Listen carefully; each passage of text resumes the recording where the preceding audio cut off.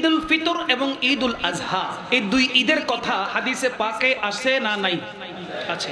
আচ্ছা, এই দুই ঈদ ছাড়া আর কোনো ঈদ মানি না, মানতে চাই না, এরকম যারা স্লোগান তুলেন, মুখে ফেনা তুলেন কথাগুলো বলতে বলতে, আমি তাদেরকে বলতে চাই এই দুইটা ঈদ এগুলো একদম লো ক্লাসের, লো লেভেলের ছাত্রগুলোও জানে না। ক্লাস 1-2 ছেলেরাও ঈদুল ফিতর ঈদুল আজহা সম্পর্কে জানে।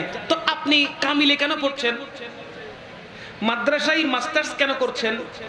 হাদিস নিয়ে কেন পড়ছেন? তাফসীর নিয়ে কেন পড়ছেন? শুধু দুই ঈদের ভিতরে থাকার জন্য? বলেন না। বিশ্লেষণ আপনাকে বের করতে হবে। প্রাইমারি লেভেলে যারা পড়ছে, স্কুল কলেজে যারা পড়ছে, তারা জানবে না ঈদ কাকে বলে, কয় প্রকারের আছে। আমি আজকে আপনাদেরকে বলে যাই, ঈদ আমি পেয়েছি 8টা। বলেন না সুবহানাল্লাহ। ঈদ আমি পেয়েছি কয়টা? 8টা। এবার আপনারা হিসাব করেন, হিসাব লাগাবেন। ঈদে মিলাদুন নবী, সুবহানাল্লাহ বলেন। নাম্বার হিসাব করবেন। 1 ঈদে মিলাদুন নবী, সুবহানাল্লাহ। 1 ঈদে মিলাদুন নবী। 2 ঈদুল ফিতর। 3 ঈদুল আজহা। 4 ঈদে ইয়াউমুল জুমআ। 5 ঈদে ইয়াউমুল আরাফা। 6 ঈদে মিরাজুন নবী। 7 ঈদে লাইলাতুল বারাত। 8 ঈদে লাইলাতুল কদর। কয়টা পাইলেন? কয়টা পাইলেন? 8টা ঈদ পেয়েছেন। 8টা ঈদের মধ্যে 7টা ঈদ হলো আমলের ঈদ, আর 1 নাম্বার যে ঈদের কথা বললাম ঈদে মিলাদুন নবী, এটা হলো ঈমানের ঈদ। 7টা আমলের ঈদ। সবার জন্য কিন্তু এই আমলগুলো নয়, ক্যাটাগরি ভাগ ভাগ আছে। যেমন ঈদুল ফিতর কাদের জন্য? যারা রোজা পালন করে তাদের জন্য। হাদিসে পাকে এসেছে যারা রোজা রাখবে না তাদের জন্য কোনো ঈদুল ফিতর নাই, যারা রোজা রাখবে তাদের জন্য ঈদুল ফিতর। অনেকেই আসে না, বয়স হওয়ার পরেও, বুড়া হওয়ার পরেও, বৃদ্ধ হওয়ার পরেও তারা রোজা রাখতে পারে না, এরকম অনেক নেককার মুরব্বি আছে না নাই? সুতরাং তাদের জন্য ঈদুল ফিতর নাই। ঈদুল আজহা কাদের জন্য বলে? যারা হালাল টাকায় ঈদুল আজহা পালন করে। হালাল টাকায় যারা কুরবানির পশু ক্রয় করে তাদের জন্য ঈদুল আজহা। যারা সুদখোর, যারা ঘুষখোর, ওই ঘুষের টাকায়, সুদের টাকায় যারা কুরবানির পশু ক্রয় করে, ওই পশু ক্রয় করতে পারবে, গোশত খাইতে পারবে, কুরবানি কি কবুল হবে? বলেন না হবে? তাহলে বোঝা গেল তাদের জন্য ঈদুল আজহা নাই। এবার আসেন, জুমার দিনকে আল্লাহর রাসূল ঈদের দিন বলা হয়েছে কাদের জন্য? সর্বসাধারণ মুসলমানের জন্য নয়।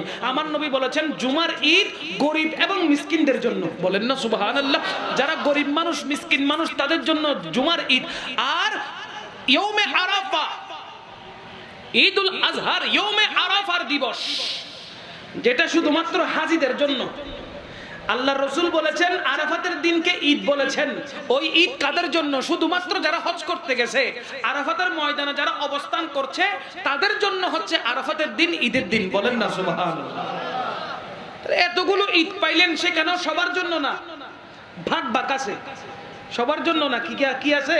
ভাগ ভাগ আছে। 7টা আমলের ঈদের কথা বললাম। ওই আমলের ঈদগুলো তখনই আপনার কাছে আপনার আমল নামায় কবুল হবে যখন আপনি ঈমানের ঈদকে মানবেন। ঈমানের ঈদ হলো ঈদে, জোরে বলেন না, ঈদে, আরো জোরে, ঈদে, সকল ঈদের সেরা ঈদ। আওয়াজ লাগবে, সকল ঈদের সেরা ঈদ। আরো জোরে, সকল ঈদের সেরা ঈদ ঈদ মিলাদুন নবী সাল্লাল্লাহু আলাইহি ওয়াসাল্লাম। হযরত শেখ আব্দুল হক মুহাদ্দিস দেহলভী রাদিয়াল্লাহু তাআলা আনহু কিতাবের মধ্যে লিখছেন মা সাবাতা বিসুন্নতি। ওই কিতাবে তিনি উল্লেখ করছেন যে ঈদ মিলাদুন নবী, যেই মিলাদুন নবীকে ঈদ বলা হচ্ছে, রাসূল করিম সাল্লাল্লাহু আলাইহি ওয়াসাল্লাম যে সময়ে তাশরীফ নিয়ে এসেছেন, ওই ঈদে মিলাদুন নবী লাইলাতুল কদরের রাতের চাইতে উত্তম। জুড়ে বলেন সুবহানাল্লাহ। উনি কম বুঝছে? উনি কম বুঝতেছেন? তাইলে কোরআন হাদিস কি উনি কম বুঝতেছেন? না না না না না, উনার ভিতরে নবীর মুহাব্বত, ভালোবাসা আছে। ওনার ব্রেইনে কোরআন হাদিসের ইলম আছে।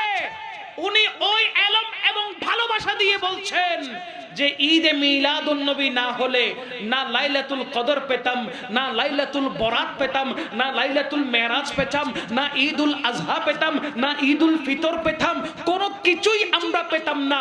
সমস্ত নিয়ামত আমরা পেয়েছি আমার নবীর কারণে। জুড়ে বলেন না সুবহানাল্লাহ। এই জন্য ঈদে মিলাদুন নবী পালন করা প্রত্যেক মুমিন মুসলমানের জন্য ফরজ। কথা বলেন ঠিক কিনা? মিলাদুন নবী পালন করলে জজবা বেড়ে যায়, ঈমানি পাওয়ার, ঈমানি শক্তি বেড়ে যায়। আমাদের ভিতরে যে রূহ আছে ওই রূহটা মিলাদুন নবী আসলে তরুতাজা হয়ে যায়। কথা বলে